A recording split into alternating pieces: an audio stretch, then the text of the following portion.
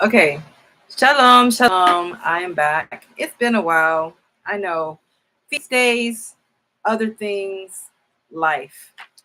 But one thing I wanted to touch base on was revealed during the time of the feast days um, regarding the lineage of Miriam. Now, there was a video I did back in October 14th of last year entitled Melchizedek Validity of Yahoshua the Messiah, settling the case of Miriam's lineage. And I read from Luke chapter, 1, verse 5, Luke chapter 1, verse 36, Leviticus chapter 21, verse 14, Jane, and the Gospel of James. And I know there was a lot of, because the scriptures I was using, some of the side notes were saying that that Miriam's lineage is in Luke chapter 3. But when I looked through Luke chapter 3, in my ruach, in my spirit, I was just like, this cannot be her genealogy. And at the time, I couldn't really pinpoint, why, based on, I know part of it was based on the Gospel of James, but I couldn't really just, that you get that sense of something, but you can't put your finger on it. And so that was October 14th of last year. I did that video. And this year, during the time of Yom Kippur, there was a video posted on Kohen Lamya's channel regarding the true genealogy of the Messiah. And come to find out, based on the actual, and it's in the actual video, so take the time you can probably maybe fast forward to that particular point in time when they talk about it, but that the not Miriam, the genealogy, the lineage, the lineage of Miriam is actually Matthew chapter 1. That genealogy where you see King David and then you see King Shlomo, that is actually Miriam's true genealogy. And they go into the Aramaic as to why the one word was changed to make it appear that it was Joseph, her husband, but it's not. It's actually Miriam's genealogy. And for me, it was like vindication, because I did a video last year talking about that Luke chapter 3 couldn't be about Miriam's genealogy, and I couldn't put my finger on it, but I just knew that couldn't be Miriam's genealogy. So I just feel really vindicated by, this historical information coming out, correcting what the original scrolls are saying, revealing that Miriam's genealogy is Matthew chapter 1. Okay?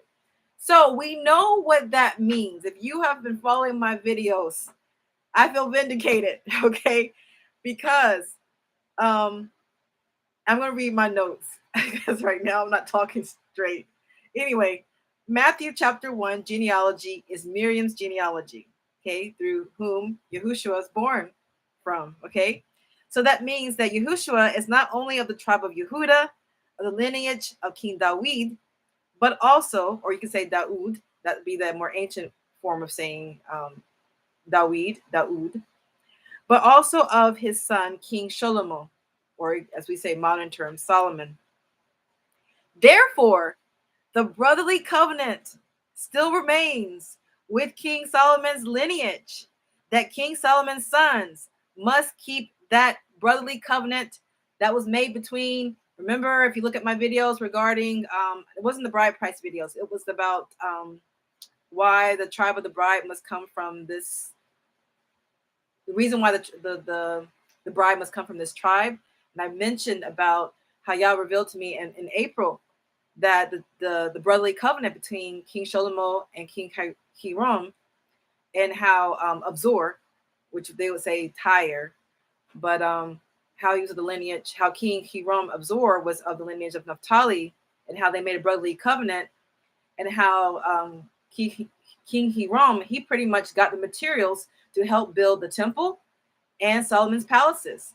He also built King David's palace as well. Okay, the text tells you he also built King David's palaces, but he built the temple for the Levitical priesthood, obviously, and he also built King Shlomo's palaces, King Hiram of Zor. And so a covenant was made.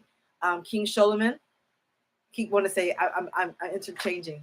King Shlomo or King Solomon gave 20 cities in the area of Galilee to King Hiram of Zor, and that brotherly covenant was a perpetual. It was an actual covenant, and they called each other's brothers, and obviously became as one family, and that there would be this exchange of sons and daughters, perpetually. That doesn't, it doesn't indicate that, but obviously, if you're making a covenant, and the Hebrew word is covenant, they changed the word in the KJV to say league.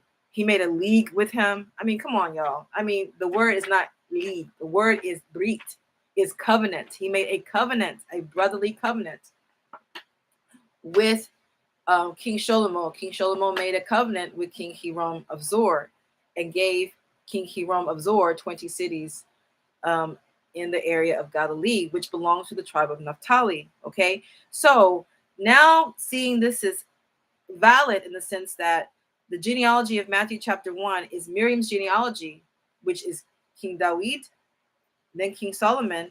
This lets us know indeed that this brotherly covenant, Yahushua knew about this brotherly covenant, and that this is something that he would keep, obviously. So I'm going to finish reading what I wrote, and I'm going to conclude from there, okay? Therefore, the brotherly covenant remains with King Solomon's lineage, that King Solomon's sons, okay, must keep that covenant and marry a daughter of King Hiram of Zor of the tribe of Naphtali. This is their covenant, their perpetual covenant of peace. All right. So I wanted to mention that a few weeks ago, but I just never got around to it. But anyway, check out the videos, the links I put below.